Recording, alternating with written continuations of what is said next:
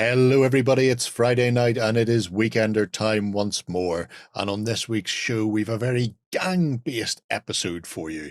We have gangs of the Old West, we have gangs of bootleggers, we've got gangs of Mega City 1, we even have a gang-based prize. From Flags of War, we have the Border Wars Under the Reiver Moon starter set.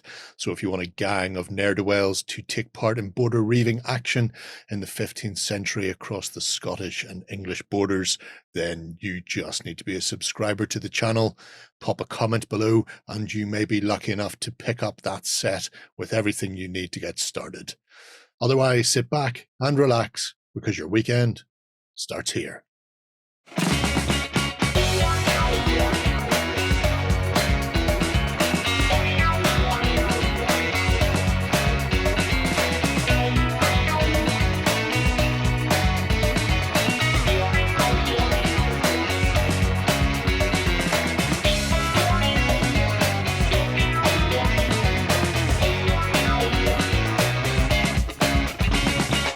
Hello everybody and welcome to the show. I'm joined this week by Ben, Shay and Brother Lloyd. What up? Through a gentle meander of miniature goodness. How are you keeping, lads? Good. I'm all right, but Ben looks like he's been robbed. Yeah, everyone's stolen my stuff. It's all been taken away. Technically, I'm sitting for myself. It's all in boxes that I am going to steal from my house. Going to reallocate them to somewhere else. Yeah, that'll be the way. For today, you're in John Oliver's White Void. I am, yes. Okay, yeah. well, I'm in the White Void where I can dream up the amount of miniatures that I have behind me, rather than have to deal with what I actually have. I'm just impressed you managed to get your stuff into boxes. To be fair, the idea of having to pack my stuff away would make me break out in a cold sweat. I did realize lie down. I did realize I have a lot more stuff than I thought. Most of it unpainted, but I think that's the way that everything goes in war games, isn't it? So yeah. That is exactly 100% what you should be doing. Yeah. So on that note, because Ben's going to be packing and moving, there won't be a Weekender next week. Also, we'll be at Salute. Yeah, it's not but just mostly it's so he can pack, pack and move. We will be running a live blog from the show. So if you're planning on going to Salute, you'll be able to see us there, crawling all over people's tables and licking them, which is what you do at Salute. If you've not had the chance to visit, you can still get tickets. You can still come down. It's the biggest one-day show in the UK. Yep. I'm not sure how many other shows that have grown up based on a small club's annual convention have got to the point that Salute have got to. Anywhere else in the world, never mind the UK. If you're into your minis, it's like the one to go to get the biggest haul. Yes, very much so. You see people leaving with 3 backpacks on. Like how they wear 3 backpacks, I don't know, but you see it. I'm looking forward to trying to get my hands on one of these Salute Vikings. It's very good for Saga, for example, because it is the 50th, the big 5-0 golden anniversary. Anybody who was at the first one, remember to take your tablets now. It's Warfarin time. It is, after all, after 6 p.m. Is anybody from the first one still alive and in the club? Oh, there's got to be. That's a good question. I imagine so. Because you know what wargamers are like, they cling on in there relentlessly. Yeah, that's true. Yeah. So yeah, we'll be there having a chat with whoever's around. I know there's going to be designers at Google, games being shown off. So interesting stuff. We're going to unleash Jerry on all of the sort of games that you can take part in and that kind of thing, and showing off all the tables and stuff like that, which will be really fun. So, where I've already got the program, I've been going through it, seeing who's doing what. We did it previously. Go down through the list. Go, these look interesting, and then I take a walk around the hall and go, here's ones that didn't seem interesting based on the description, because you've only got a 1-line description in the program. But then you see it at the day and you go, oh my God, this is amazing. Jerry has exacting standards. I really do have exacting standards. People will be surprised, but I do have standards. Low though they may be on occasion, I do have standards. Anyway, so yes, if you're there, come say hello. If you're in the pub on Saturday night, come buy me a drink. I'm not proud. I'll drink anything. Otherwise, we'll be keeping you up to date with what's happening at Salute through the live blog. And then in the weeks afterwards, there'll be videos going out of some of the interviews that we do with various peeps as well. Yeah, because I believe you're going to run a slightly different format. We are going to have live blog, but it's not going to be as video heavy this year's. Yes. Yeah, we'll still be taking all the videos, but because our editor slooped off with a heart attack, the work I guess, it means we'll be doing a lot of the editing afterwards. So we'll be putting the videos out later on. It also means we will do sort of longer format videos rather than the sort of the 5 minute sort segment of kind of thing, bite-sized ones. So yeah, we'll drop those out in the coming weeks. So yeah, and enough of that. Let's get on with the show. It's the most important part of the show, apart from me talking about getting free drinks at Salute, which I think is fairly important anyway to begin with. But it is, of course, time for the Indie of the Week. Ooh. This week, because I'm me. I'm actually going to do two. Oh. One of them is very, very short, though. Okay. I will throw out. The most important thing is... I am very much Are me. you sure you're not the ghost of Christmas present? Well, I'll go one better. You'll see in a second. The very first thing is not me. Oh, yes. But he's a handsome chap. So this is just a very brief little update. So Tabletopper .nl, so Dutch website, has got this Evert Ord figure. He was a keen wargamer in the Netherlands, passed away after a very, very short battle with cancer, and they've decided to make this figure as a sort of a tribute for him. So KWF is the Dutch sort of Cancer Society. Yeah. Sculpted by the Paul Hicks. Paul Hicks, thank you very much. Just in one ear and out the other. Paul Hicks sculpted this, and then Tin Rose have very kindly made the molds and done 200 castings, so it is limited. But the proceeds all go to the Dutch Cancer Society. So if you want a little bit of a different figure to show a bit of support, and also to paint a majestically bearded man in a kilt on the tabletop, it's a great cause, and a beautiful figure as well. I was thinking this would be perfect to have alongside like Dad's Army or something. So if you've got some of those models, I do have all of those models. Yeah, thank you. Yeah, yeah, great for that, or to drop him in beside Christopher Lee as an observer of some description, so, or an ossifer type. But yeah, just a really interesting little figure, and like I say, a great cause as well. So very much so. That's my little bonus one, which isn't in the show notes. That's just there to confuse people. But the main one that I want to take a look at this week is Barrage. Now, how big are these pictures, and how annoyed is Lloyd going to be? Well, look how big the text is. Annoyingly, the pictures are of decent size, because I wasn't 100% certain who was going to be in this, whether it would be Lloyd or Warren. So, mostly do resin terrain. They do have a few other little bits and pieces in there that we'll get to. We'll take a look at the war mats first, because they're quite nice, pricey though, but they are, absolutely spanking textured mats. There's a company in America do something very similar, and again, similar sort of price, where they're all sort of bespoke, made things. The frosty mat is particularly nice. I really like the grass mat though, and I'd seen it before from, like I say, an American company, but they're never in stock. Is my major issue with trying to get my hands on these things. So if I opened that one, the Grassy War Games mat, I mean, that is very good. Actually, that's very nice. Yeah, it's beautiful.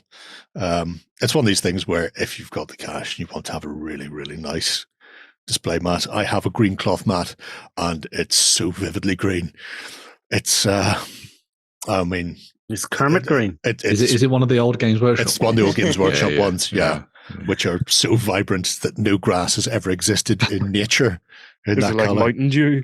Oh, Yes. it's very much. It's, Yeah, but that they is feel exactly- nice. They feel It nice. feels great. Yeah. It's like when you've had a number one haircut. That is, yeah. Yeah, it's like that. And then being sprayed green, like some sort of river in New York for St. Patrick's Day. It's very similar in colour to that. Yeah. Anyway, like I say, they only do a few. They are pricey. They do look fantastic, though. However, You're saying really, they're mats, really though. Are they roll up? Are they Oh, yeah. able to be rolled up and stuff? Yeah, Okay, yeah. cool. You Right. can see it in the back of this one here, Oh, where yeah. it's just sort of disappearing up into the mountainous regions with all your hills and folds. in It was just with the snowy one. It looked like there was a little bit more like extra detail worked into it and stuff. texture. So, They are yeah. textured. You'll probably lose a bit over time, but then right. Yeah. any of those mats that have some form of stuff attached to it, even Yeah. the static grass mats like the GW one will sort of Yeah. flake. My GW one's quite bold in places. It's bald in so, places. Oh yeah. dear, what a terrible shame. Mm. That's But just where the hills go. but the buildings, oh lorks and lordy, I love the buildings. Ooh. We only have a few in the French and Indian War, so I'll have a look at those first. Like I say, resin cast, and all of the stuff on Barrage's website comes in two flavors. Paint it yourself, or they will paint it for you to what they call War Games quality, which is, base coat, dry brush, wash, that type of thing. Pretty much what you're seeing in the pictures here.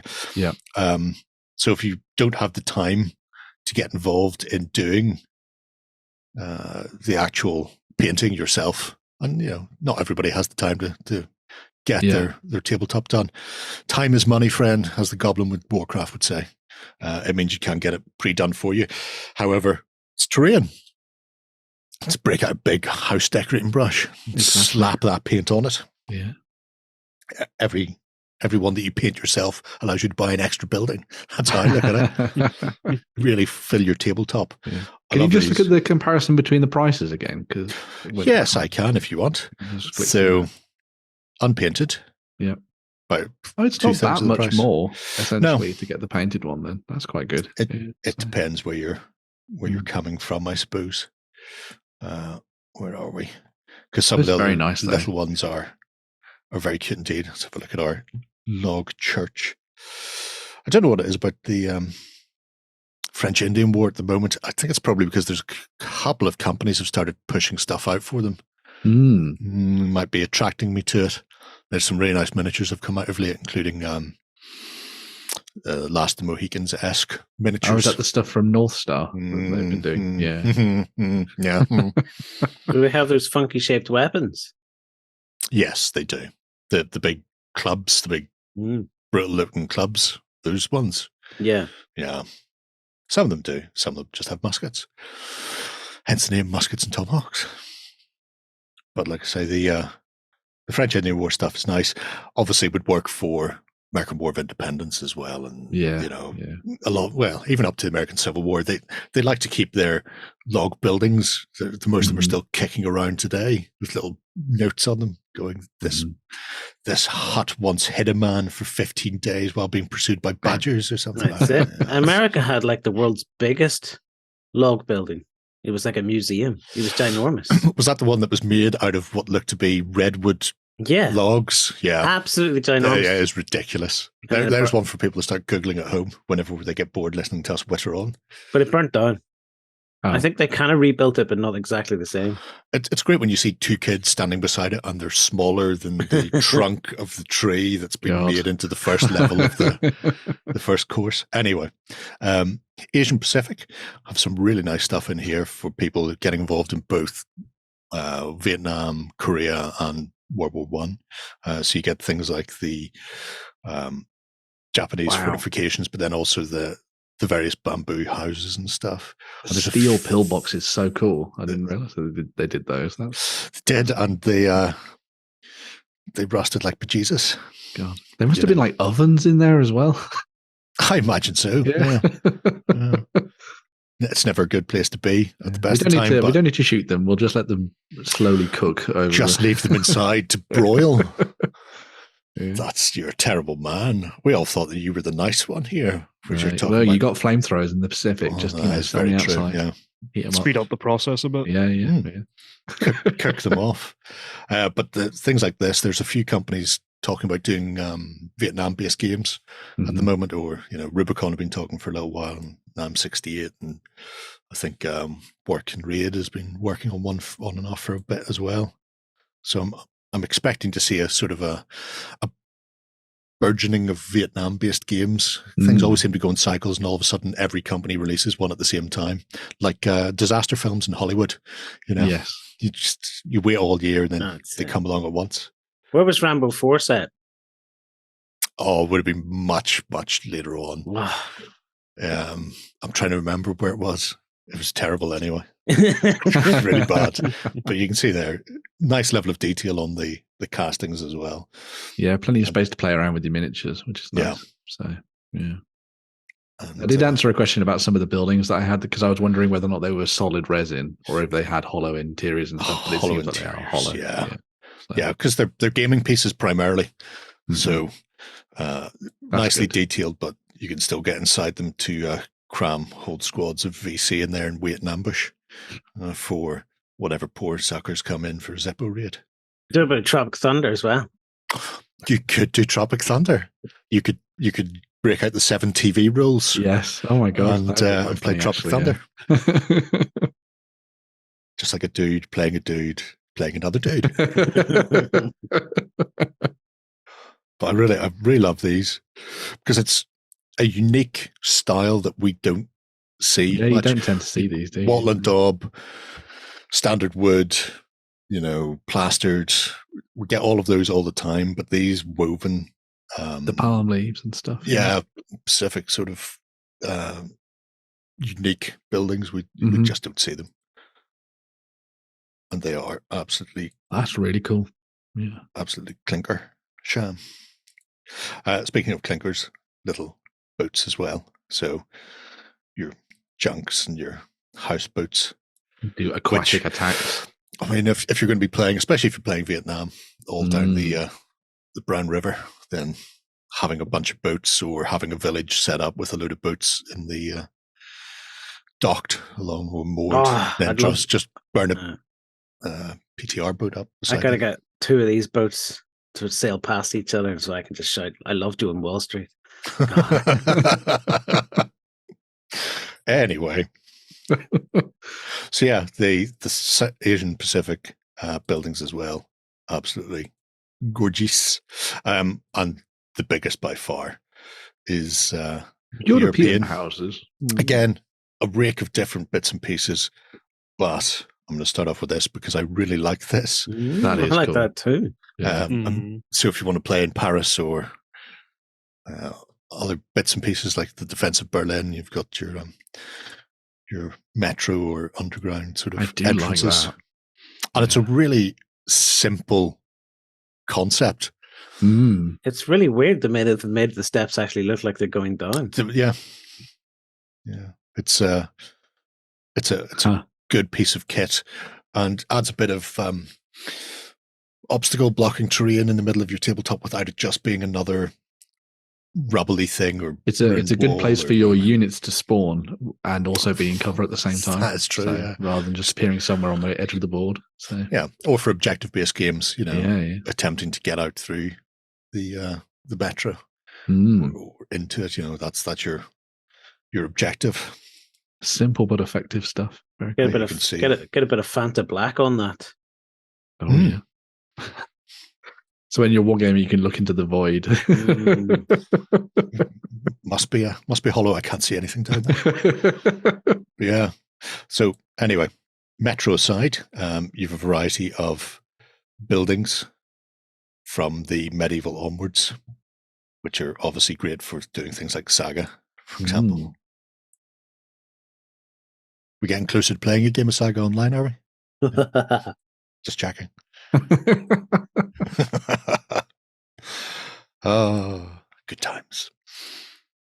So, as I was saying, wattle and daub buildings, we get those all over the place.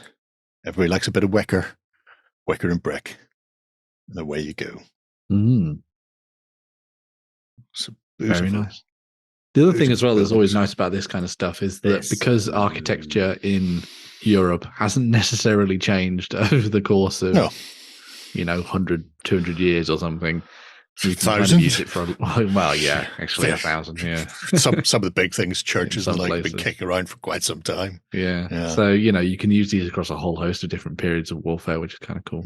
So I like this because it has a very Mediterranean feel to it. So good for, obviously, anything World War II in Europe, but also it wouldn't look out of place if you stuck it on a tabletop for Blood and Plunder or Mexican War or things like that as well. So yeah, very true. Yeah, with the different color schemes there, you very quickly go from Italy to like somewhere further down, like where I was, the Balearics.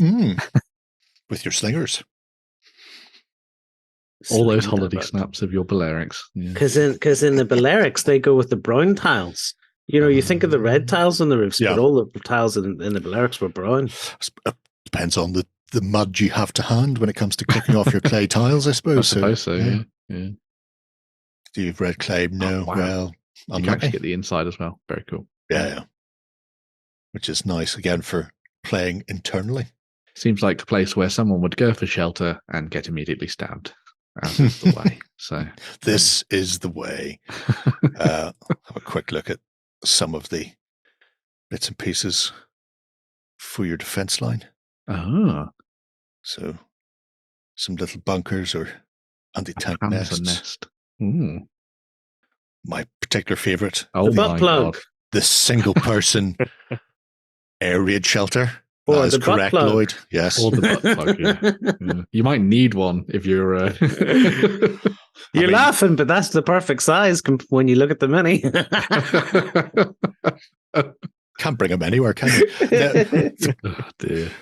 The thing is, could you imagine you hear the air raid going and then you have to get into this where you're touching the walls and you're thinking, oh, man, I really hope that nothing comes anywhere near me, because how much safer would you be? God. I mean, theoretically, yes, but at the same time, let me out, please. I like how they have valiantly tried to put slopes on the top so that the bomb might glance off. I mean, did you say the bomb would glance off or the bum? What did you say? Yes. Whichever one you want, Lloyd. Whichever one you want. Don't engage. And even little carts as well. You need to throw some hay in there and John Wayne on the top, and away you go for the longest day. Just run up a hill. Nice little bits and pieces that kind of add a little more character to your tabletops. Yeah, nice. And I mean, you've got other bits and pieces in there with vehicles and boats. So there are some little boaties. Oh, I saw that they had some like historical images underneath one of those. If you go back to the single person air raid one, do they actually have some historical images of that underneath or at all? Alas, no, I don't believe so. Oh, they do. Oh, there you go. There you go. Wow. And the actual schematics for it. If you want to build one at home. Yeah, in case you're worried. Yeah. In case you're worried. Viking ships, Soviet landing craft, and other parts. So a whole range of craft if you want to do your D-Day or just river crossings. A submarine base assault, perhaps. Yeah. If I've got a U-boat, that's could be done. Could be done. Oh, I like this. I like these guys in their dinghies. Those guys in their dinghies. Do they do the guys in the dinghy as part of it? Yeah. Contains 8 figures, yeah. So to be rowing along. You too can do your river crossings. So apart from all the bits and pieces of resin that you can see there, also crude streets and the like, they also do a set of rules. Ah, cool. Now, these are interesting. Rattenkrieg. That's not working. But I got into it earlier, so how did I get into it earlier? It looked like it was going to work. Let's give it more time. There you go. Now, this is interesting. Winner, chicken dinner. Because they wanted a game that was simple to play / fun.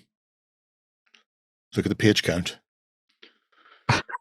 But they also wanted something that was had the complexity and accuracy of something more approaching a historical simulation.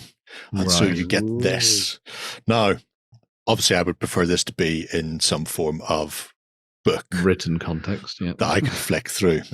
But 210 pages, you ain't. I have absolutely no problem with that at all. But as you can see, it is a comprehensive platoon-based game. So you're thinking bolt action sort of scale, if people are already familiar with bolt action. But it has a lot of additional details in here. So if you've been playing bolt action for a while, it's a very simple game. It's abstracted to hell and back.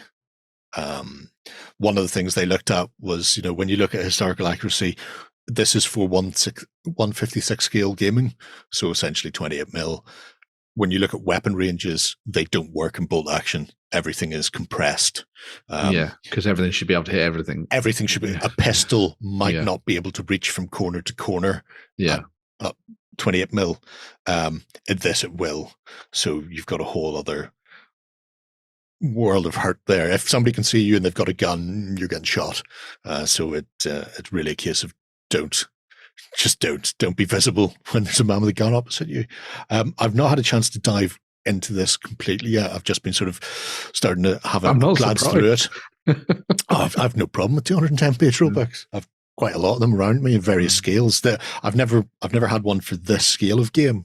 So large scale skirmish platoon level.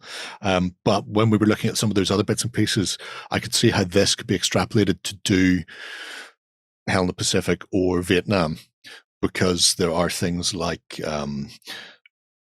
smart scenery. So this is a great example. When you're looking at those buildings and you're going, okay, you can look inside, you can lift the top off and there are people in there type of thing. As they say here, it doesn't look like there's anybody in this sort of greenery, but they've actually built the tree line to be a lift off, so you can actually have hidden things. That's cool. Very nice. They have these mojons, these markers, which I think is Spanish for cairns, because they can be used like waypoints when you're moving. You essentially set a track down. However, it apparently, according to Urban Dictionary, it also means like a submarine-like turd that will block the toilet. So I'm sure Lloyd is loving that. So you've got a depth of tactical orders as well. You've got a dirty mind, boy. He does. I do not. Where you're attempting to set out your platoon to navigate areas. There will be certain areas that armor and vehicles won't be able to access as easily as infantry. It's an incredibly in-depth game. The shell impacts on an armor plate with a thickness of 100 millimeters with a slope of 0 degrees. Exactly. Oh my God. Tigers had a lot of armor. T-34s had less armor, but slope. T-34 better armor, hence Panther. And even things like this, the idea where on a 6x4 table or an 8x4 table, when you're looking, 200 inches would be much, much larger. You're talking like, what, 9, 10 foot, So that last image of a target with the tank in it, it's going to be very difficult for you to miss. Much more likely is you're going to be actually, if you've got an anti-tank gun, you're going to be looking at the first image. So distance isn't an issue. Movement is the issue. Right. And therefore, how fast the vehicle has been moving is whether or not you can track quickly enough, because when something's up close and the reticule's like there, it doesn't take much before it's gone. So you're having to track, and therefore that's the issue when it comes to targeting, which I really like, because I'm that type of person. So it's a fascinating rule set, and it's free for people who might want to try a different style of game with the miniatures they already have. There's so much in there that I'm going to have to spend some time picking it apart just to see what else you can do. Some of it looks very, very dense. However, I think that's just because it's first sort of glance and you're looking at it going, okay, well, what does this actually mean? But you can see here that they sort of break down every chapter into subsequent sections, and then there are also playtest areas where it goes, well, here's how this actually plays out in game terms. So I like things like this, where you have dead zones. If just because you happen to be in the second story of a window of a building doesn't mean you're actually going to be able to hit people behind that thing, because they're just going to be, because in actual fact you wouldn't be able to see them. Yeah. So for people who are after more than a simple set of rules, where they want the realism and tactical complexity of actually playing a game of modern sort of warfare out, I think this could be a really interesting set of rules to play on. Also, this is quite good, your combat stance. So you get a -1 combat stance. If somebody's shooting you in the back, unlucky, you're not dodging that because you don't know they're coming, therefore there's a -1. However, if they're sort of side on, then they're a neutral. They're tucked in, they're in a relatively concealed combat stance, but they're not paying attention. If they're looking at you, then they're more likely to go, oh, he's about to shoot me in the face, I'm going to move. So things like that. Arcs of fire change depending on the weapon you're using. So snipers with a scope weapon at like 4 times magnification have a very tight field of fire, field of vision, whereas somebody with like a machine gun running forward will have a 360-degree vision. However, if they're planning on shooting, a 180, because they're only really going to be focusing on what they can hit. Whereas if you're just chunking it forward, you can be looking all around you, not really paying attention. Somewhere, someone who's playing BattleTech is going, my game's complicated. And then they're going, oh, you've not played Rattenkrieg. Honestly, I think it's really fascinating. I'm looking forward to playing amazing. A game. Because the thing is it's built by a group of obviously dedicated gamers, because it's come out of a club, hasn't it? Yeah, they've probably played it quite a lot. They may not have got a lot of games in, but they've probably played it quite a lot. The thing is, it started off where they'd been playing a lot of World War II based games and going, well, this game has this, but it doesn't have this, and this. This game has arcs of fire, but doesn't have control. It feels like it's grown out of house rules, and then eventually they just gone, bollocks, let's just write our own set. Just right. Well, actually, it came out of, they found a set of tank rules that had a lot of bits and pieces, and it's like, well, what if we change this from being just a tank-based game to being a smaller scale, but combined arms, so you've got your infantry and the like, which is why I think it's sort of set for the platoon level skirmish, because if you're only going to be playing with a small number of men, you can have you can have that depth of rules and stuff. Yeah, exactly. So yes. So that's why I thought we should take impressive. God. I mean, if nothing else, it's worth it for a free set of rules. Well, yeah. I can see a lot of people downloading those and spending the weekend reading that. So I mean, I do like being able to push up to a building to get cover. Like, you can't shoot me because I'm directly below you now. Yeah, and if you stick your head out the window to shoot me, somebody's going to take that off. Yeah.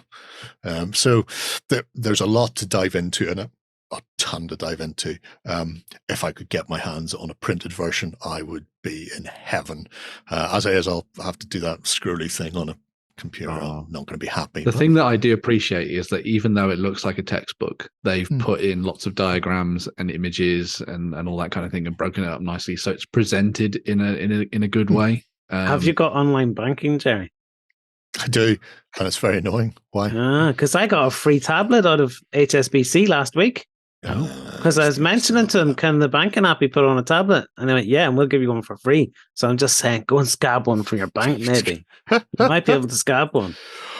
I'm sure there'll be somebody who can just print this for me. I just turn up and I want this printed out. For banking, when in actual fact, I want this to be sitting on the blog reading these rules. Look at this. Look, snipers wearing camo, can't spot them. This poor pleb in the middle of a field, not wearing camo, standing up, going to get one in the face. Anyway, yes, Barrage Miniatures, fantastic set of resin. Wow. And a amazing set of free rules as well. Yeah, definitely. Check them out. Mm-hmm. Swish. Well, let's do the swish before it gets awkwardly quiet, though. Coming to you from the center of Northwestern Europe. Covering board games, war games, card games, and all that you love. It's the news. Okay, we are back to take a look at the news. We're going all wiki wah wah and a bit boardwalk empire-y. Yes, we are. Oh. So Great Escape Games have got multiple gangs from multiple systems coming at you all They at do. once. Yeah, so Great Escapes Games going to be adding a couple of new gangs into both Dead Man's Hand, which is a favourite of Jerry's, if you know him well, and also the Chicago Way. So starting off with the Wild West, we have two gangs. The first of these is the Boys. So you've got the old rancher there in the middle, who was trying to look for some people to help him move some cattle and couldn't find anybody, so he got the boys from the local school to help him. Sure. You're telling me he's not some sort of Wild West Fagin with a bunch of thieving little kids working for him? I think that's probably exactly what this is, yeah. It does remind me of, have you ever seen that clip of John Wayne talking to the kid fishing? And the kid goes, I can't swim. And he goes, what age are you? It's about time. And winks him in. Yeets him, as I believe the kids say. I love it. Because he lifts him right back like this and it just shocks him. Distance. I think that's pretty much what's going on here. But yeah, so you got a bunch of the lads there with a range of different weapons. You got revolvers, shotguns, and all that kind of thing. I'm fairly sure the kid with the shotgun, when he fires it, gets blown back. He is like 2 feet or something. Far away. Yeah. But it's a fun little set that kind of takes things in a different direction. And one of the nice things about this and the other set we're going to be seeing, well, actually all of the sets, is they come with their own sort of special rules and faction stuff in them. So they'll be themed around the models that you've got, which I think is a really nice addition. I'd be so annoyed if one of these little pricks shot me. So annoyed. Shot me in the air. You're 11 years old. This is your future, Lloyd. Just saying. Yeah, the interesting thing for me about both of these sets is that they're completely new. So every other set currently is in one of the books. Mm-hmm. So generally they'll release a gang with the rules and the updated bits and pieces for them. And then when they've got multiple gangs together, then there'll be a book that will compile them all. So these we're seeing for the first time. They're exciting and unique and have some interesting little foibles, shall we say. The books might remind you of a recent Netflix film that came out with the old Idris Elba and stuff. So if you say so. So you got some very flash sharpshooters and stuff to throw into your games. And play around with the kind of like the harder they fall themes and that kind of stuff as well, which is kind of cool. So if you wanted to rock into town and be, potentially good, potentially a little bit evil, obviously a little bit anti-hero kind of thing.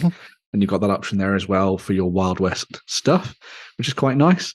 And again, it's nice to see two very different gangs from the kind of norm that you'd see, sort of stepping away from, your standard cowpokes and bandits and that kind of stuff as well. So I was unaware of I did notice that he had an Idris Elba-esque name. I did notice that, but I was unaware of this TV series, whereas I was thinking of, there was a film called Posse. Right. With Mario Van Peebles years ago that was about a group of black cowboys up against, what you call him? Billy Zane, playing a particularly evil Southern scumbag. So, So it's an interesting bunch of people, and like you say, they have their own specific rules as well. I think the little kids have got one where it's difficult to shoot them, which is always annoying. It is, Always annoying. I look You forward to wee rat. Sons of You Guns. can say that word; it's fine. On the other side of things as well, going a little bit sort of Boardwalk Empire and with the Chicago Way, we have a couple of new sort of mobs of gangsters. So you've got your Peaky Blinders, which, to no one's surprise, probably came out of Birmingham. Did the Peaky Blinders ever actually blind anybody with their peakies? You'd hope they did to get the name. You'd assume like in the TV show, I don't think I've ever seen it. Did they ever actually whip their hat off and blind anybody with their hidden razor blades? It maybe became too complicated to just shot them, I think.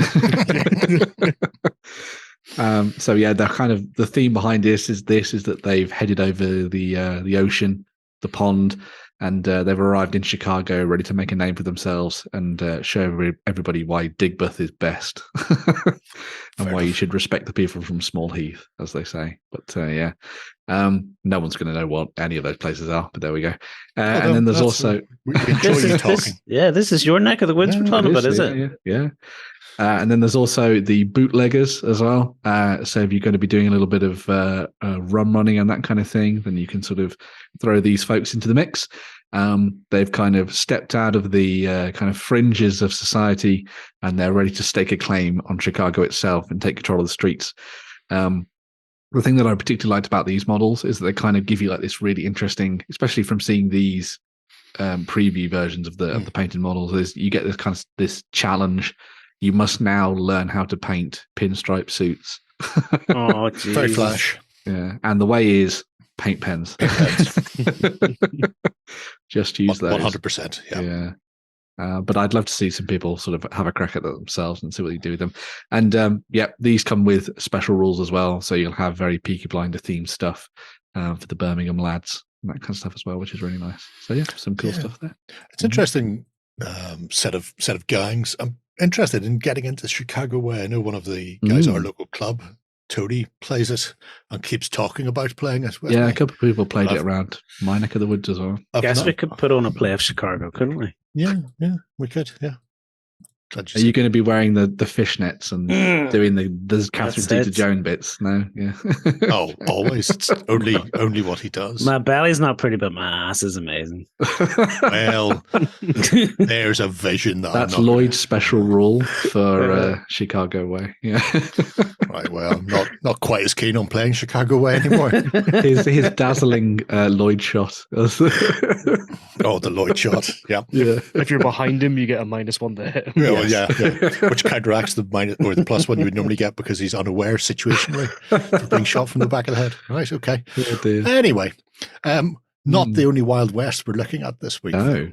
I should also note those gangs are all going to be available at Salute. So if you want to pick them up, you can pre-order them and all that kind of stuff, or you can just go and hopefully pick them up from the event.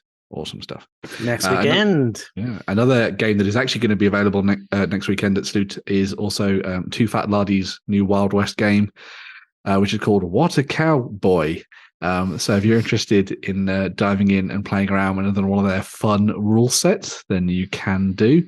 The folks at Too Fat Lardies tend to do just really good games that kind of mix together a little bit of the Hollywood with the historical at the same time. Like their sort of vibe has always been to try and kind of move the rules out of the way so you can just have fun with it. And this seems to be another game in that kind of vein. There's not too many details on it particularly at the moment, but I think they might start to do some stuff on YouTube if they haven't already, looking at this, because they tend to sort of dive in and have play around with that kind of thing. But they have got a campaign system worked into this. So it's the kind of game where you're going to be building up a little posse of lads and heading out to rob trains and do all that kind of good stuff, or maybe stop the people from robbing trains. You've got to have somebody playing the good guys, I suppose, when it comes to a Wild West game. A little posse like we were when we dressed up to go to Salute. Yes, way back in the day. Justin and his assless chaps, that's never going away. Oh, God. Yeah. As well as the rule book, you're also going to be able to pick up the bundles as well. So if you get the bundles, you get the tokens, and you also get the card deck as well to go alongside it. Things. And the book comes with lots of fun images and stuff from Jim Ibbotson, and the miniatures were painted by John Savage. So you've got a nice glossy rulebook to dive into and have a little bit of fun with. If we see this on the tabletop at Salute, it'd be fun to sort of dive in and see what it's all about, I think, because Wild West is quite the thing at the moment, I think. Yeah. And presumably it runs the same system as What a Tanker, hence the name What a Cowboy.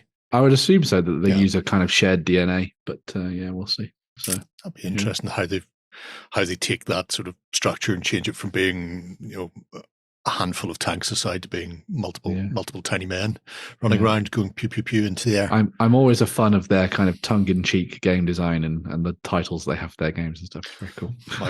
My one hope is it does not have random movement.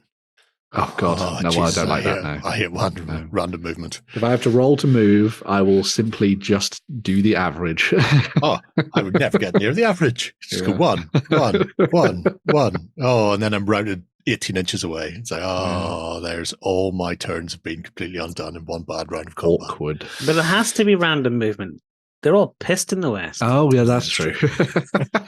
Draw. So it's just a stagger check. Staggering around the place. Oh, you roll a d6 and you roll a direction dice from the old Warhammer, That's it. and you see which way you go. Yeah.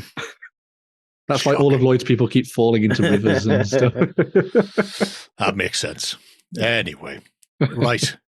Leaving the Old West behind and taking a look at the newest faction for Conquest. The city-states are getting a bit of a bump.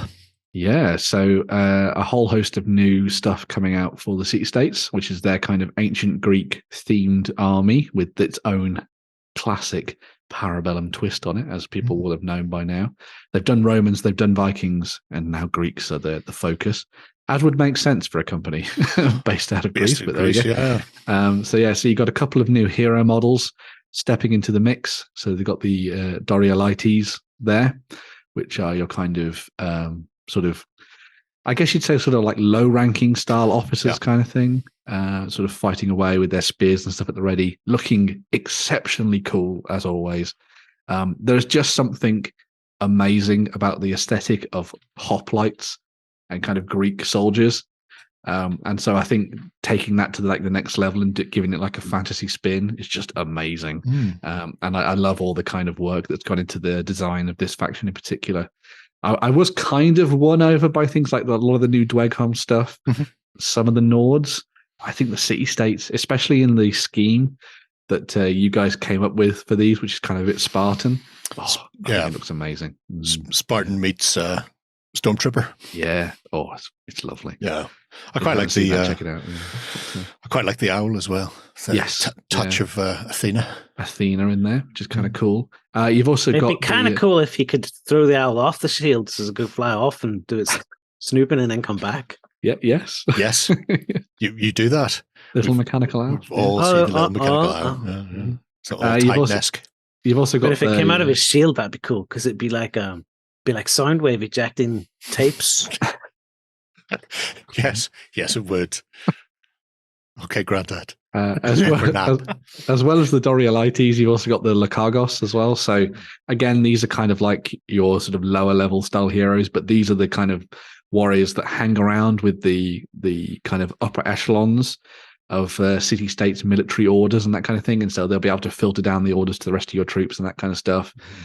So really good for coordinating your different regiments and stuff on the tabletop, which is quite nice.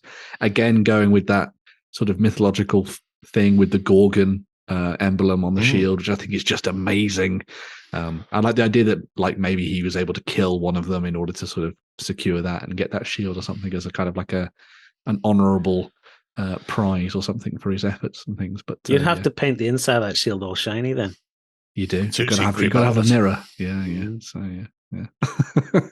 But another stunning miniature that again kind of shows off that really nice sort of blend of the sort of classic ancient armor of the Greeks, but then with that kind of almost high-tech fantasy. The high-tech fantasy stuff that you get from the city-states.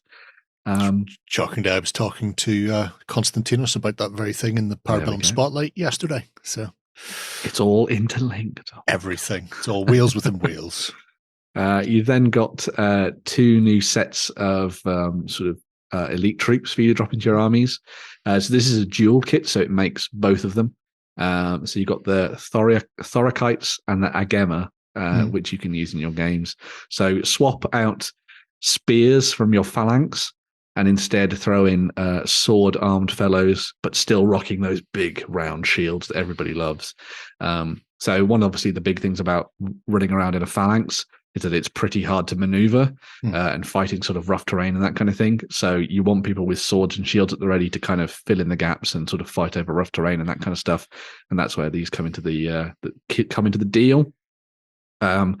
You've got the kind of Thorakites there, which are kind of like your sort of standard troopers, essentially, with the kind of open helms and that kind of thing.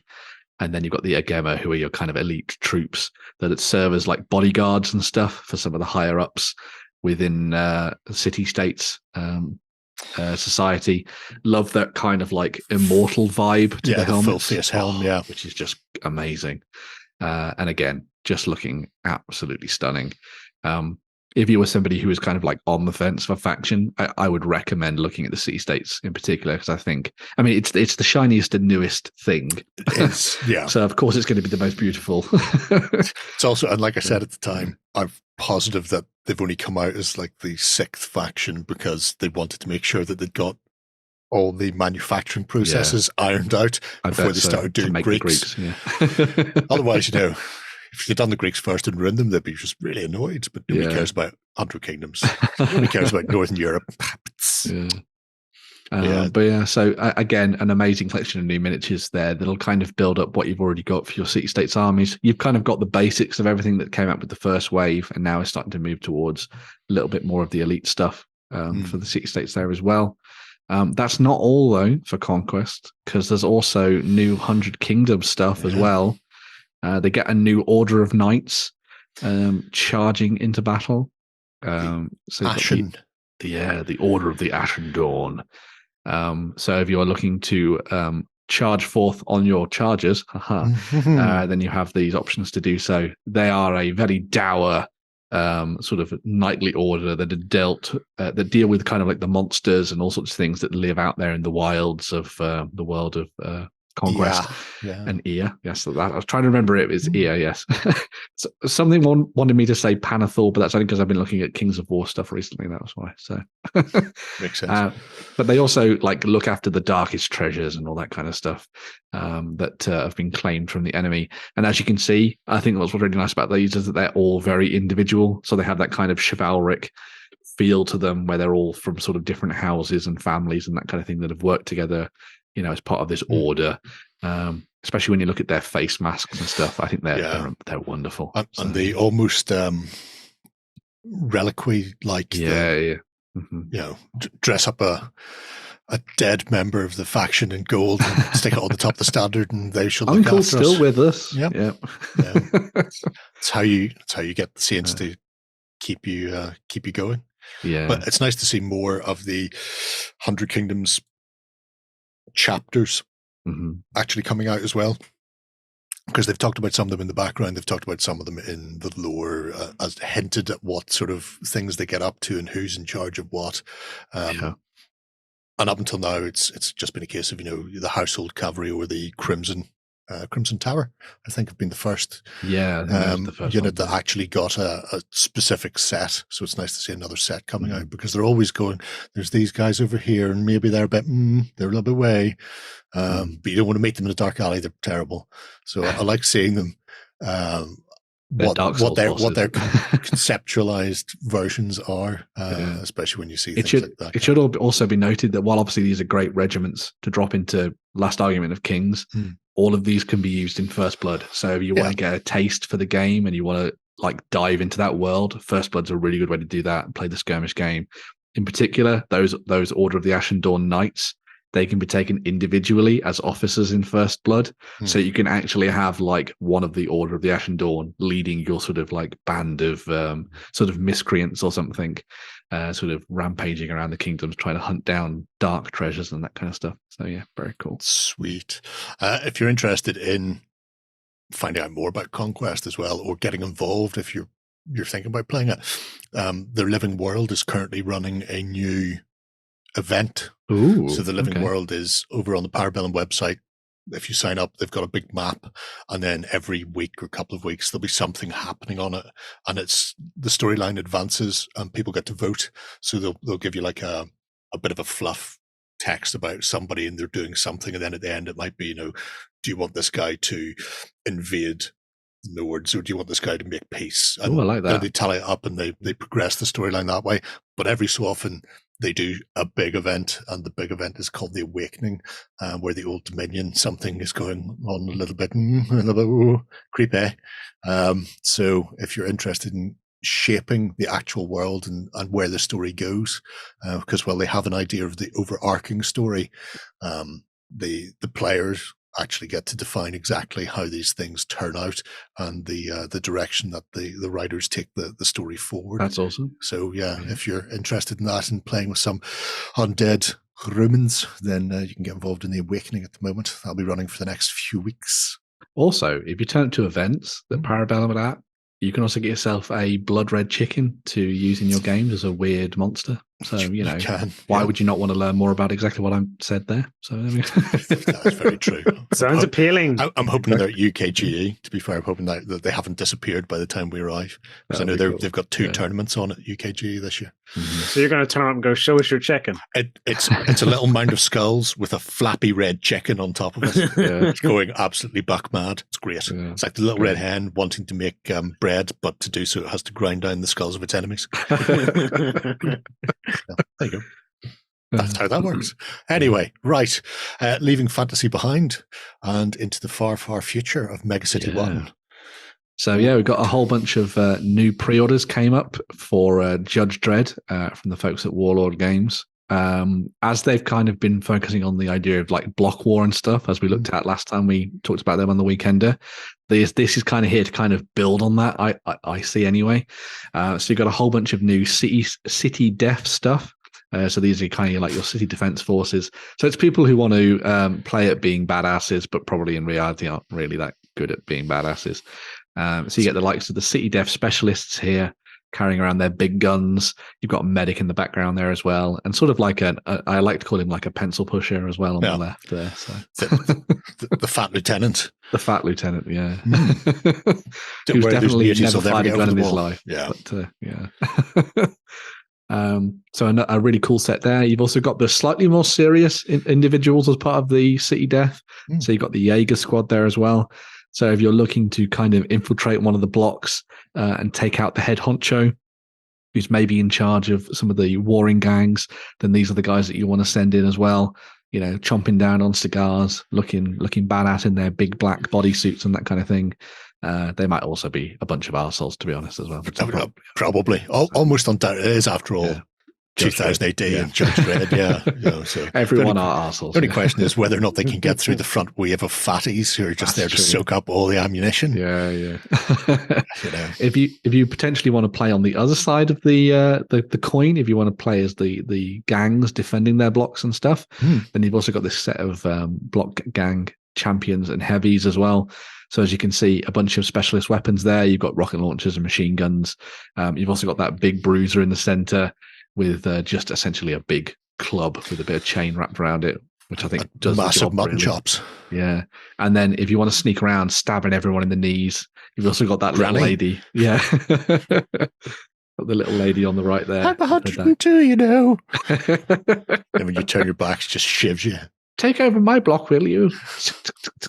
Yeah. So you got everybody's so noisy. You got that set to play around with, and then no self-respecting person of means would be going anywhere without a robo-dog at their side, including that very funny one. Robo-cat thing. Yeah, there.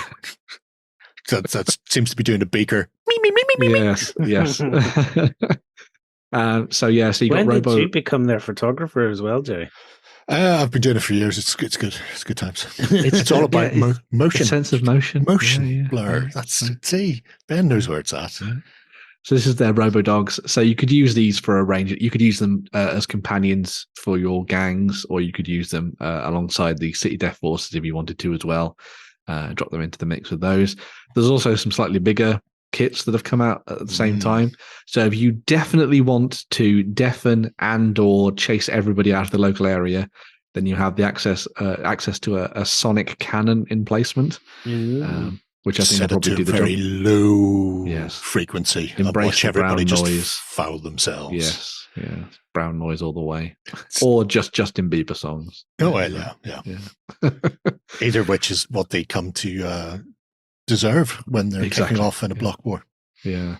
There's also, if you want to be slightly more brutal, I say slightly, there's also the City Death Spit Cannon, which does what it says on the tin. It spits bullets at the enemy and reduces them into bloody pulp, as you might have guessed. We've all seen Dredd. Exactly, yeah. Don't necessarily need any training with one of these, just point and shoot. Very much so. And away you go. So pretty awesome. I love that there's just a mound of bullet casings underneath it, which I think is just so cool. Just keep opening up those boxes. Just have City Defenders shuttling more and more boxes to there until it all goes away. Yeah. And goodbye to the 13th floor. capping things off, we also have the Justice Department rolling in as well. So if the City Def can't handle things, send in the judges, and they get the Pat Wagon, which you can see there, which is a big piece of kit with a big gun on the top of it and a couple of extra guns underneath that as well. So if you wanted to load up a bunch of criminals, or indeed disgorge a band of very, very angry judges into the heart of the enemy, this is probably the way to go and keep the peace, as it were, on the tabletop. And you've got some options there as well. So some really nice stuff there if you're diving into Judge Dredd a little bit deeper, maybe playing out some of those big block war campaigns. You've got the options to play around with a bunch of additional stuff now. And in their new material as well. So a lot of it's the Warlord Resin Plus and stuff. So you know what the most tragic thing is? I started looking at this going, oh, I love that. And then I went, oh, look, they've got stacks of bricks as scatter train. I wonder if they're selling those. That's where my mind went. It drifted away from the really cool vehicle. Yeah. Oh, don't worry about the judge's massive hover tank. Look at this. Stacks of red bricks. Oh, I wondered what can I do with that? I wondered that direction too, but I didn't say anything because I was sitting thinking, do they still build shit with bricks? In the future, who knows? Who cares? It doesn't matter. Don't worry about stuff, it. Maybe, yeah. Fantastic looking set of stuff. I'm looking forward to playing Block War. Because I know it sounds really cool. Played a bit of Dredd anyway. Paul has picked up the Block War stuff, so I imagine we're going to be playing that in the not too distant future. And it's always good fun watching two blocks riot. So this you're showing your Northern Irish there, going on about rioting and bricks. Fish bite hooks. Northern Irish people riot. That's how it goes. This is how the game is played. It's a national pastime. Yeah. Right. Ignoring that. Outremer, Over the Sea. Yeah. So if you're interested in diving into a little bit of Crusader action, then you're going to be able to pick up the new supplement that Jerry just so wonderfully pronounced there, which is now available from Footsore.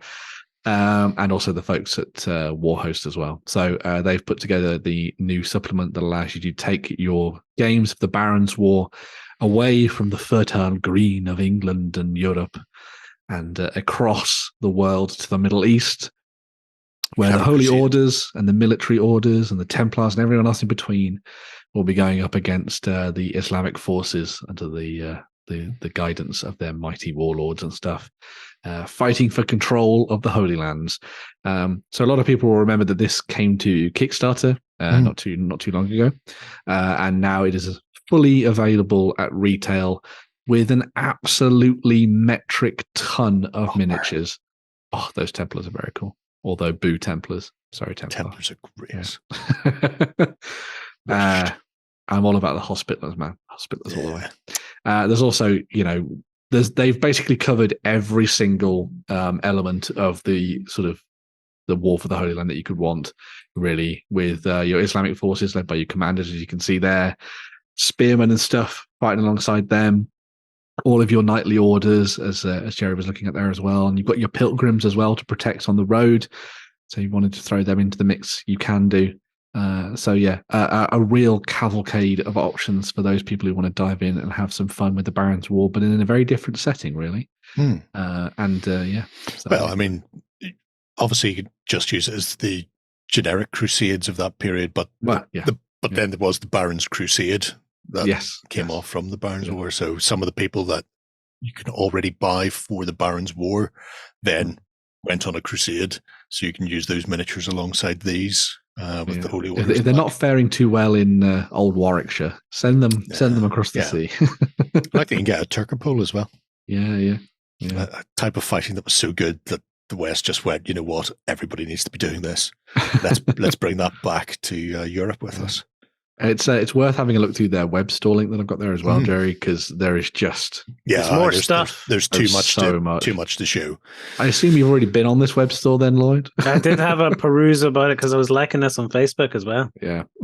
And it popped up. I was like, ooh. Everybody likes it. Why would you not like it? There's just so much cool stuff in there. There you go. You can get that guide separately if you miss out on the free one from the rule set. Yeah. I'm really Sorry, interested in the Forces of Islam. Actually, Yes. 'cause I've got a set already from Footsore from years ago for Saga, but this would allow me to obviously expand that force into a much larger set. And it's always nice horses as well from the guys at Footstore. Let's see the Mamluk. Mamluk. That's the word. That's what I'm looking for. The Mamluk champion. Yeah. No, the cavalry. Oh, the cavalry. Yeah, the cav 2, right, far left. There you go. That's the one. I'll look at both of them since I'm here, so you can't stop me. So There's your medium cav, and then here's your elite slave cav. So Lloyd's going to end up doing a big order later. So Yeah. Don't worry about it, Lloyd. I'll be there for you. Ooh, naphtha, because I didn't have any naphtha. That's handy for Saga, because I didn't. You know. Anyway, right. What are they throwing? Basically, petrol bombs. Petrol bombs, yeah. Yeah. Greek fire. And look at shields. Look at shields as well. Look at separate shield sets. Dustbin lids. Oh, of course, yes, they do have separate shields. Yes. Is that what you're after? You're after more shields for your gaming? Not that I need any, but I'm just saying, very bottom, right down the very bottom. I spied them. Keep going. Look, shields. There you go. Fish bite hooks. People in Northern Ireland throw petrol bombs, and Lloyd loves the shields. Right? Yeah, whole tons of fun there in medieval Holy Lands. Yeah, definitely. Go and check that out. Right, one final bit of news. Yeah, so final bit of news. So this is the first week of the Berlin German releases for those people diving into Flames of War. If you're looking to sort of fight out that sort of late war period as the Germans try and hold off attacks from both the West and the East, then you're going to be able to pick up the new supplement that'll allow you to build up your different forces to play out those battles, which I think is kind of cool.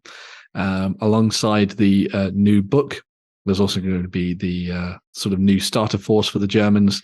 So if you want to get a head start with a lot of armor, then you have the option to do so. This comes with Panthers, Panzer IVs, Herzers, Panzer IIs, Tiger II, a Wesp, and also the Vepi. There we go. I'm just going to say a Wasp. Yeah, and also the Panzer Grenadier training platoon. Although I think it's probably a little bit late to be training. But there we go. Well, assuming they're basing it on the tank training or the tank demonstration company was the Panzer Lair, right? And the Lair it was going to be the standard German force for the rest of the war.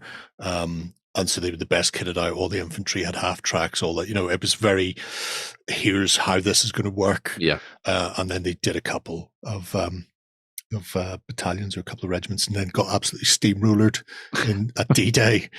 So they never got a chance to roll out the idea. Slightly awkward. But so it was going to be, this was going to be the standard sort of, here's what you're going to be looking at as far as infantry and armor combined goes. Although in this case, this looks very similar to when they did Defense of Berlin. You could have really hodgepodge squads. So, you could have your very early war Hetzers. I don't call them Hetzers, not technically Hetzers. But anyway, Hetzers, and then you're like little tiny Panzers, possibly Panzer II, alongside the big Panzer IV and the Panthers. And you just have these desperate armor of whatever they could find to try and defend Berlin as they got topped and tailed by the Soviets and allies on the other side. So, interesting to see. It'll be interesting to see what's in the book as well.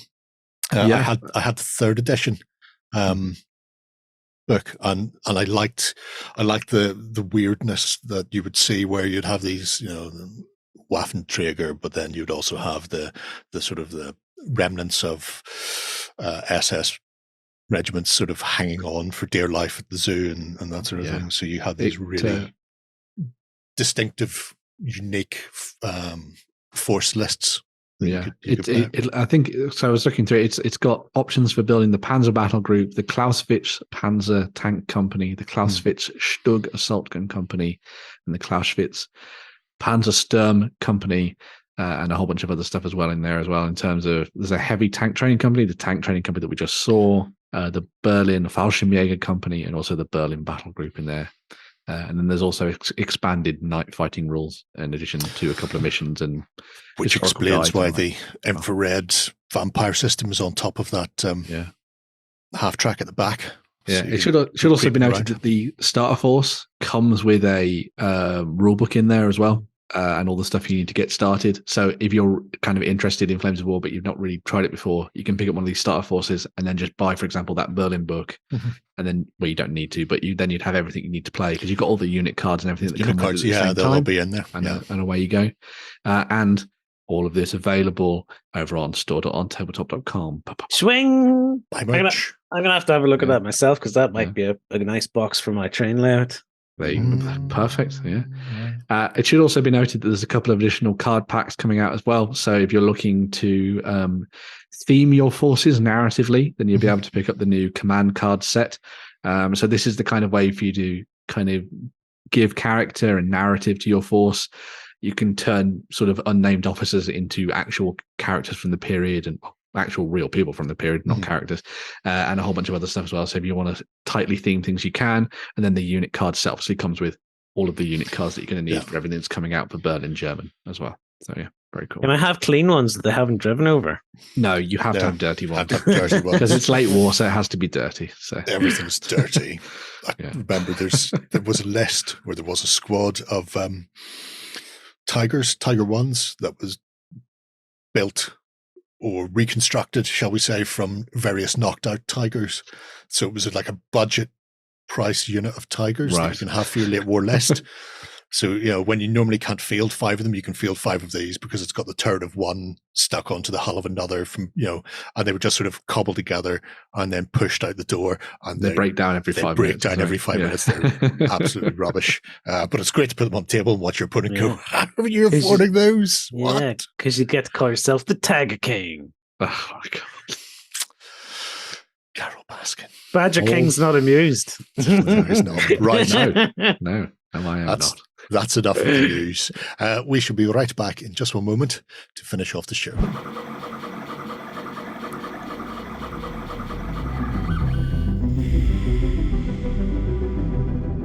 All right, we are back, and it's time to take a look at some 3D printing. Here's the shiz. Yeah. That's what they tell me. Although I am prone to mispronouncing that shiz bit. So we're going to be looking at something a little bit small today, but also pretty big if you're looking to dive into a new game. So OnePageRules. Going to be looking at something pretty small. We're always looking at small things on here. That's true. That is true. Yeah. But OnePageRules, who a lot of people will know, do Grimdark Future and Age of Fantasy and a whole bunch of skirmish games and everything like that, have updated their Quickstart sets for both games so that you can dive into playing them utterly free. So you don't have to pay. I'm just going to say that again. Utterly free. You don't have to pay anything for these. You get 2 solid armies or 2 sort of like skirmishy forces for both of the games, and away you go. Well, I don't think I've absorbed what you've just said to me. What? Do you get free miniatures? You get free miniatures. Free STLs. Admittedly, you have to paint. You have to print them, but they are free. So what? You get a PDF, an STLs. So inside each of the sets, you get the 2 different sets of miniatures. So, for example, with the Grimdark Future one, you get the Dynasty Warriors, which are kind of not the Koei game, but are your set of sort of like Imperial Samurai Warriors from the far future, going up against the Robot Legions that you might know from some of their previous releases on Patreon and stuff like that. You also get terrain elements and that kind of stuff as well, alongside, as Jerry's showing here, the rule books and everything like that, PDFs and that kind of thing. You also get 2D files for the miniatures as well. So if you don't have access to a 3D printer, you can just use your normal printer at home to print off your little sort of cardboard standees and use them in your games, which I think is a nice little addition to this little set. So, you can sort of try out the game before you buy, kind of thing, which is always good. They've always done this. They've always done yes, they have, yeah. 2D armies for free. But the fact that they're now doing the 3D STLs, is a big step forward. Interesting. I'm confused. If you get all this for free, what is there to buy? all the rest of the other things that they create. So, I mean, yeah. myself and Shay have played. Well, actually, Shay played Paul while I stood over the top of them, like some sort of evil god, forcing them to play for my entertainment. So you can get the rules themselves for free. However, if you sign up to the Patreon, you can get like an expanded rule set that it doesn't include anything that is required to play, but it's supplemental. So additional scenarios, additional like psychic rules and bits and bobs to it. But the core rules and all the army lists are all available for free in perpetuity anyway. All you're doing is getting some icing on your cake. Yeah, you're getting more than one-page rules. Yeah. Yes. Oh, yeah. The other bonus, obviously, is that these give you a starting point, but they're by no means the breadth, the depth of what they actually have for these different factions. So the Dynasty Warriors and the Robot Legions and stuff are vastly expanded with loads of additional miniatures and war machines and that kind of thing that you can go and get as part of, my mini factory and all that kind of thing from the folks at OnePageRules. For the other side of things as well. Oh, it should also be noted that this works. That those sets of work for Grimdark Future and also their skirmish game Firefight. And similarly, the fantasy version, all the miniatures and stuff there, and the rules are included for playing Age of Fantasy, but also their skirmish version, which is just called Skirmish as well. And this one comes with the Saurian Warriors. So if you're looking to play as kind of like lizard men and stuff, you've got those options. And then you've also got the mummified undead. So you're dry undead, as Jerry would call them, not wet undead. Dry undead, worst. I hate sand. It's coarse and it gets everywhere. So you got some, and it's interesting to see the start set not feature any essentially kind of like humans, if you know what I mean, which I think is kind of cool. True. They've gone for some of their slightly quirkier armies and things that they've done in the collection. If they'd stayed on Tatooine, there wouldn't have been a Luke and Leia then. No, that is true. No. Not necessarily missing out. Just saying. They'd lived a normal life. They'd lived a normal life. Well, considering, apropos of nothing, considering that Count Dooku left the Jedi Order, clearly it wasn't illegal to leave the Jedi Order. No. She was royalty on the boo. All she had to do was turn around and go, you know what? Why are we hiding? You leave. We go back home. We live like millionaires. We Harry and Meghan this. Yes. We just get out of town. And that would have saved the Jedi Order, would have saved everything. They could have had a much happier life. Anyway, what are we looking at here? He truly would have been the chosen one. He wouldn't have even got to keep his stupid little rat tail and his lightsaber. Presumably he didn't want that to begin with. Yeah, true. So this is one of the little gecko-y like tiny lizards. Yes. Yeah. So all of them come pre-sported and stuff, as you can see here. So they're ready to be printed off at home. As you like it, really, essentially. So and as you know, Shay, you've played a little bit of Grimdark Future and stuff. You say it's pretty good and things. So absolutely. Is there any shooting in the fantasy version?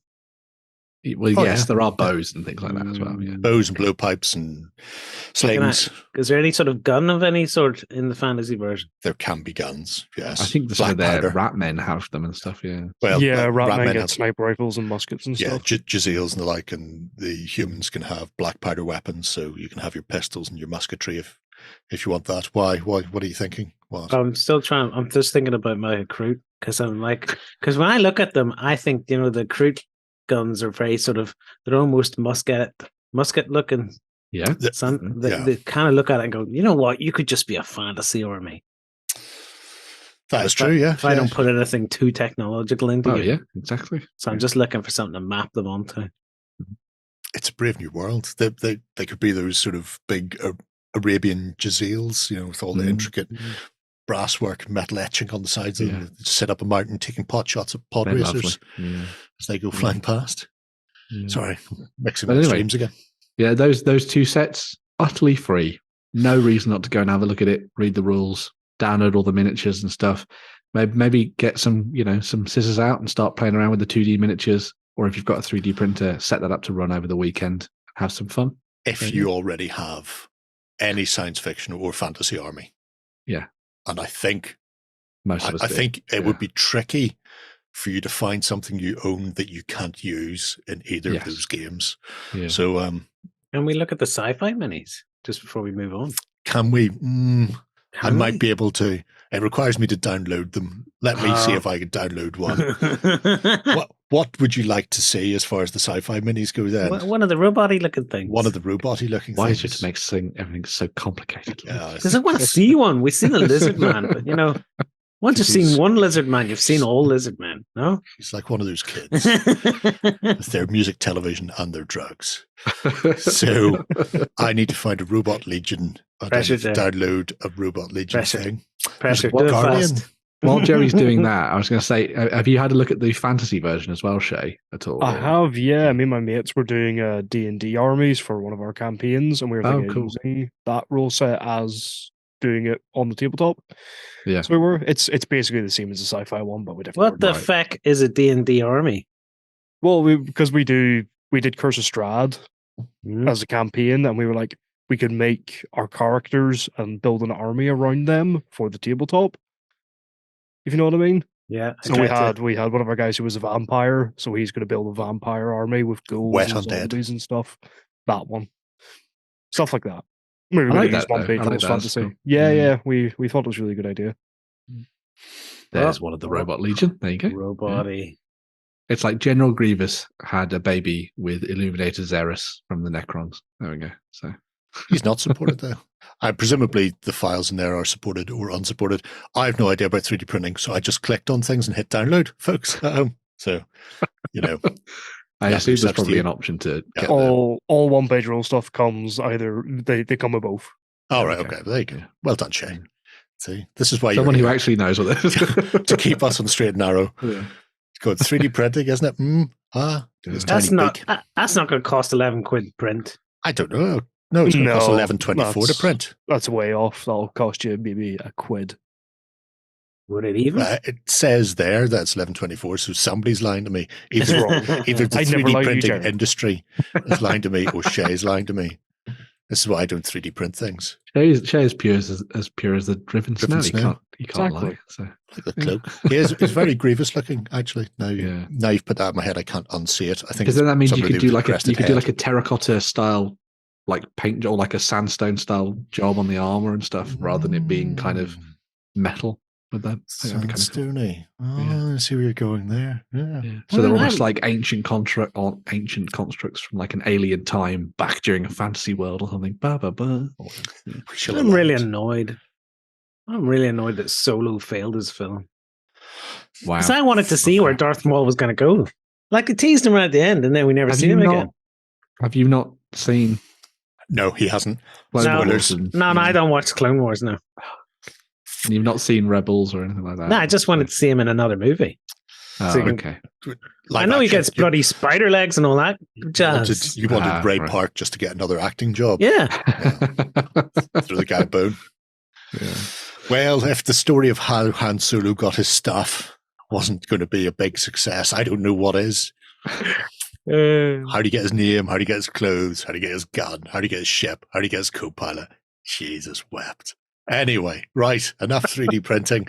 Let's take a look at some Kickstarters before we get completely out of hand here. Yeah. And we're kicking things off with one that's got a very short amount of time left. Yes, so you have to be quick with this one. So there is literally hours left from eventually when you're watching this, right? So quick like a bunny. Yeah, so this is Dungeon Saga Origins, the game of classic fantasy adventure from, I was going to say Mythic, Mantic Games there. Close. So this is the sort of reinvention, reimagining, revamp of Dungeon Saga that sort of sets you up for a little bit of a prequel, really, in the world of Panathor, where you take control of the original characters from the first Dungeon Saga in their sort of first adventures into the darkness and the tombs of Panathor as they go to deal with wet undead and a few dry undead as well.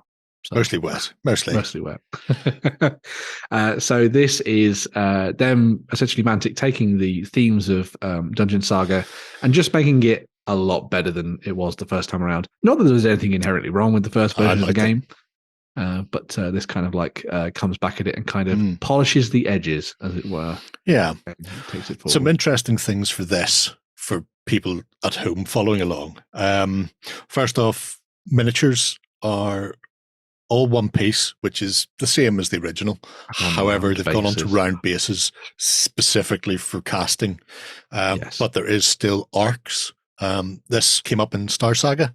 When they did the sci-fi version, they had arcs, but they had them on round bases. It works fine. However, I will be cutting all mine off because all of these can be used in Kings of War and Vanguard. So I'll be doing that. They'll all be going on to squares as soon as Jerry gets them home. Bring out the knife. Of 100% bring out the knife. However, it is also going to be, we said it was a prequel. It's a prequel to the Dungeon Saga storyline. If people have played that before, if you haven't, don't worry. This is essentially starting point zero. You don't have to play the original to. Don't have to play the original. No. It is streamlined and set for getting families, getting kids involved. Essentially, it's, Hero Quest for a new generation. Here's a jumping off point. But what Matt was saying, who's the lead designer, was this will be what they're going to iterate forward. So when they come to do campaigns and character progression and stuff like that going forward, it will all spin from this. So while this is going to be just a very neat little, here's your starting point, it will be what they'll use. So it will have the expansions, it will have the character progression, the leveling up. There are things like legendary items, as you can see there, in the game already. So you've got a bit of character building and character progression, but not the in-depth sort of character building that they had in the original, which is nice. This is what I really want to talk about, though, because there are limited time left. Currently, French, German have both been unlocked. At the time of filming, Italian is 3 people short of getting a full Italian version. So when you come over here, if you're an Italian speaker and would prefer to have it in Italian, it may already be unlocked for you. Yeah. If not, they are so close to getting the full thing unlocked. Spanish also are close, but I think it's like 24 people they need at the time of filming. So if you're after a foreign language version, and you're one of Italian or Spanish and you're on the fence, you can sign up. You can even sign up at ignore me because I have bought it. Shut up. You can even sign up at the base, $1 sort of level and essentially go, I would like the Spanish version. And then that will help. They'll count that towards it, even if you haven't done the whole kit and caboodle. But they've been unlocking daily characters as well. Yeah, which is a change from their kind of the way that they normally approach things with stretch goals and stuff. But no stretch goal. There was only one stretch goal, which they've hit. That was a digital app version of a GM, so you can play solo games. There is already a solo / co-op version baked into the rules. It's all there in its entirety. However, you'll know, because you can see the map ahead of you when you're laying stuff out, that this room contains X, Y, and Z. Having a digital version means that if you don't want to know what's coming next, the fog of war will be revealed to you as you play. But the base expansion is, as per the original Dungeon Saga, up against the undead. So zombies, armored zombies, dwarf revenants, zombie trolls, very cool looking stuff. Ghosts and skellybobs, both stabby and archery, are all going to be in the original. And then in the same way as League of Infamy and to a lesser extent Hellboy, big game tiles. So not your multiple tiles, 4 squares, corridors, 9x9 room, blah, blah, blah, blah, blah. So they've removed that granularity to make a faster setup. So you're not spending very Hero Questy as well. Yeah, you're not spending an hour setting up individual board sections. You put down specific boards and then you lock off places depending on rubble and markers and stuff as well, which I quite like. But really, the thing that's most sort of blowing me away is the expansions, because 3 expansions, 3 expansions right off the bat, and by Christ, I'll be chucking money at these bonus figures because I think it's like 15 quid for the extras. So the Glimmer of Greed is goblins, little roblins, including things like the Maw Beasts, Luggets, which currently, if you want those, you're getting them in resin. Now I'll be getting them in one-piece plastics. Thank you very much. And they've also added to that Bangets, So goblins running around the place with massive explosives that they can just plant on people and blow up. Then Daughters of Doom, so Abyssal Dwarves, again, Immortal Guard, Blackguard, some creepy little... Like lava scorpions or something? They are icon-bearing minions for the Abyssal Wizards. So again, really nice figures, really nice sculpts. These are all based off the Kings of War sculpts, but going to be one-piece cast in plastics. Same sort of stuff as The Walking Dead / League of Infamy, which is a great material from what they've done in the past. So yeah, and this big one, my lord, the Twiglet kin. This is the first look at the Twiglets. So these are evil elves who have gone a bit wrong with the Nightmare Night Stalkers sort of integrated into them. And this is the first look at the new army. These are coming end of the year. As far as Kings of War goes, but these are the first sort of look. I love that. I still love the dudes with the shields. What massive, madness screaming they are! Shields, so cool. Screaming shields and the sort of ethereal hands clasping the side of the head as horns. They're not right. Very cool. Also, Reapers and various eyeball body horror going on everywhere. It's just they're just not right. None of it is right. Yeah. So yeah. I'm on board for that.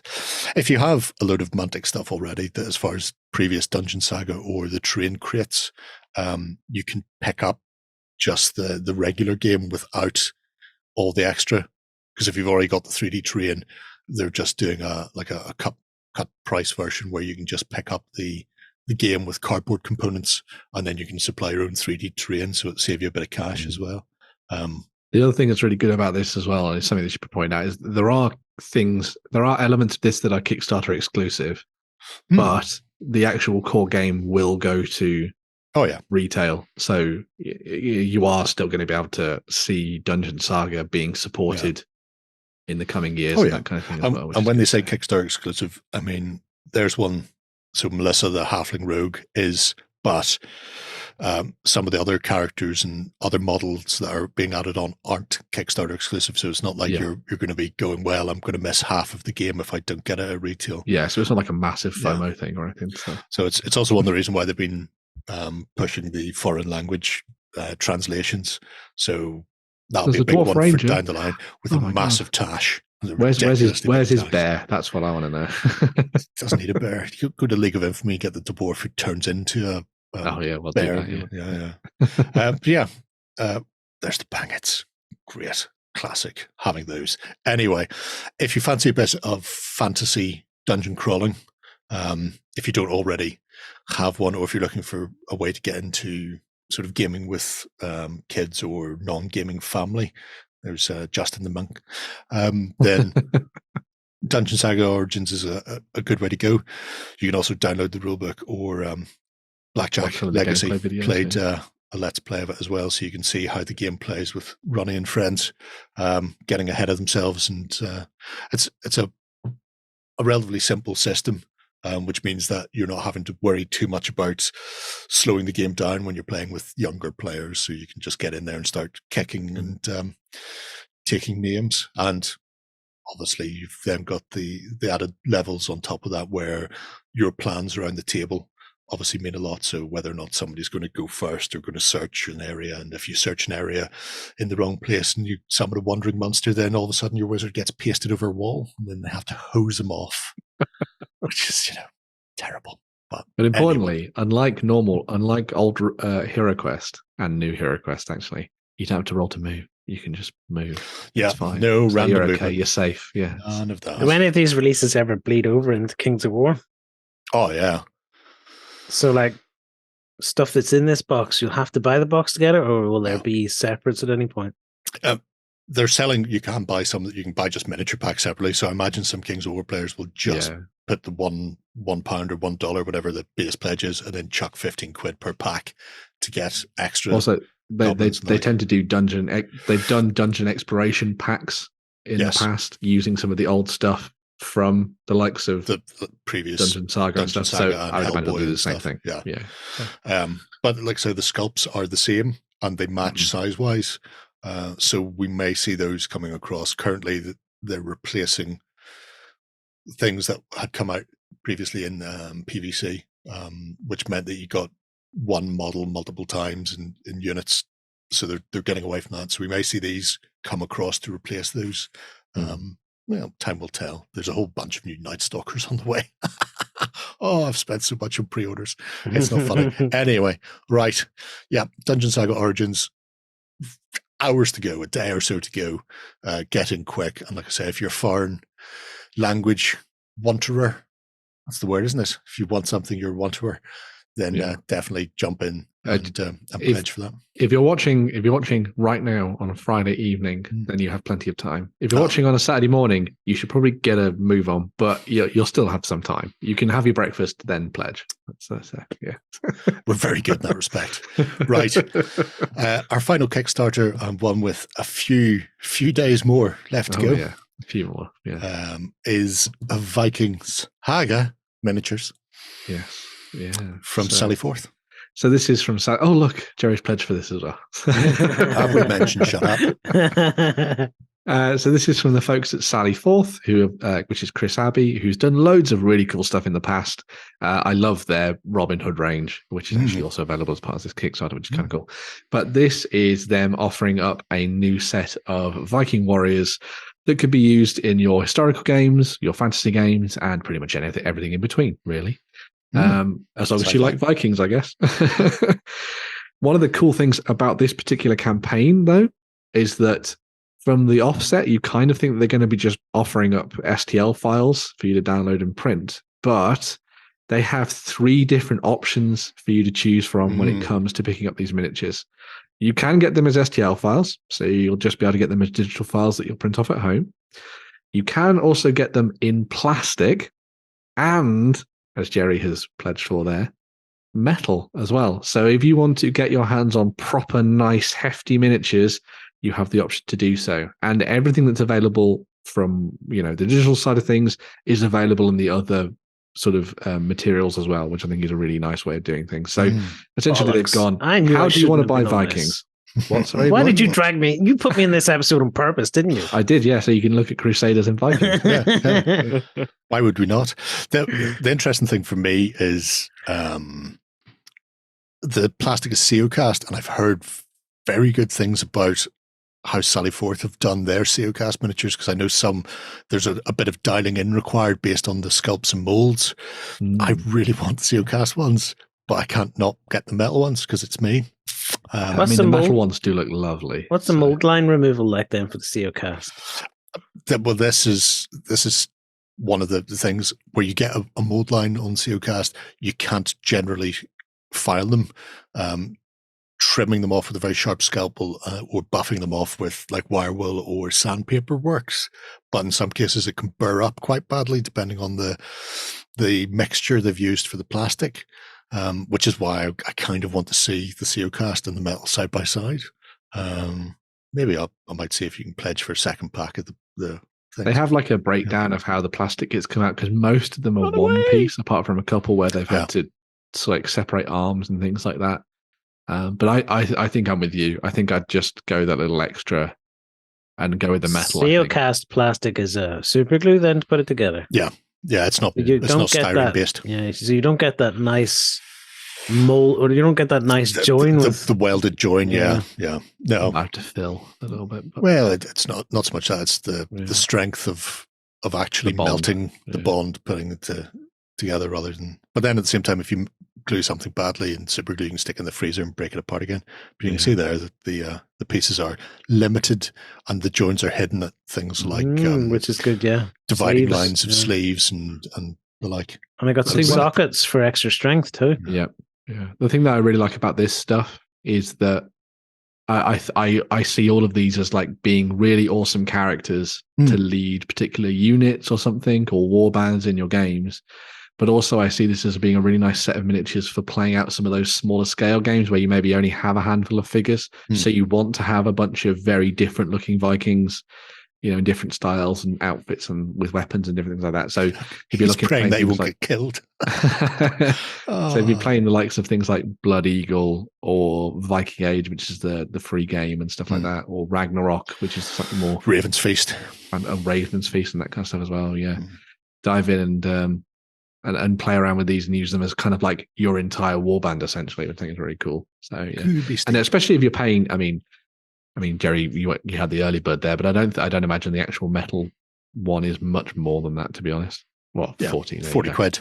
40 quid for an entire warband of Vikings and some extra stuff like running away monks and stuff. I mean, even the plastics. The plastics, so 30. 29, 30 quid. Get the lot, depending on what gets unlocked. So the plastics are cheaper than the metal. Yep. Tragic, really, isn't it? It's a sign of the times. Some really interesting unlocks coming up as well, apart from things like the fleeing new heroes and stuff. Yeah. But the heroes look great. And it's quite good. He's got the same haircut as his father. So that's how you know that they're related. So it's good. It's good times. But yeah, interesting to see what the actual materials will turn out like. I really want to. I've got some of their metals in the past, and I know the quality of the metals. I'm so close to getting the Seocast just because I want to see. But, can't have everything, I suppose. You can also get, obviously, the previous packs we talked about. The Legends of Sherwood. Yeah. Legends of Sherwood. So if you want to have the evil thieves or the good guys coming along trying to stop them from thieving all around them, the valiant defenders of the people of Nottingham, the sheriff and his people with Sir Guy of Gisborne there. You can get them. So, I mean, any of the sets are terrific value. Because, at that price, like £4 a pop type of thing, that's spot on for these days. Yeah. And Ian Lovecraft's a fantastic sculptor that I had a look at a while ago when it was released, the second Star to the Right collection. So you too could have the delightful Mr. Hook trying to save the kids from that evil pan, taking them off to the death. Paul Pinn going up against Lieutenant Crook. There we go. Yep. Whatever you say. But yeah, really nice set. And they've done, I think, cards for Pulp Alley you can download for free on the Sally Forth website as well for the second Star to the Right collection. So you can play out the adventures of the darling children. But yeah, there's just so much to offer in the Sally Forth range, and some really, really spectacular looking character models as well. So in essence, even if you weren't necessarily that that enamored by Vikings, just come and get some of the other stuff.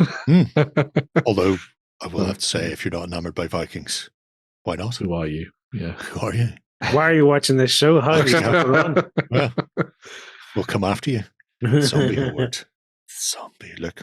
Amazing stuff there from Sally Forth, as we were saying. So yeah. It's just so cool seeing it in 3 different materials. I think that's a really nice way of doing things. So. Yeah. And it's when you start your Viking army, Shay, would that interest you? When you start your Viking army? I'm starting a Viking army now. Oh, what? You mean you had no plans? You're part of OnTabletopper and you don't have a Viking army. I don't know. Have I made you play Saga yet? I know I've made you play Windstone. I mean, I can see a beard. You've got a beard, don't you? Yeah. Yes, barely. So you're already one up on the rules. You get like first choice. Well, not against Jerry. Nobody gets first choice when it comes to Jerry. Suck it up, people.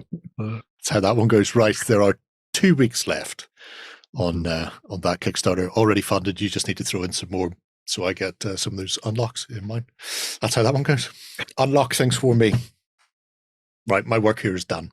Yes. We should be back on Sunday morning for the XLBS if you fancy listening to the other brother talk hobby with us. I dread to think how that's going to go. We shall find out on Sunday John's morning. There too. Yeah, John is there as well. Oh, Lord. Lords and Lordy. If you're not already a cultist, you can join us for a 30-day free trial over on tabletop.com. Otherwise, we shall be at Salute next week and back with you in a fortnight's time. Until then, enjoy your gaming. Bye-bye. Go ahead and check out our other content on screen now. And while you're at it, why not hit subscribe and remember to ding our dong. Go on, you know you want to click it. Go on.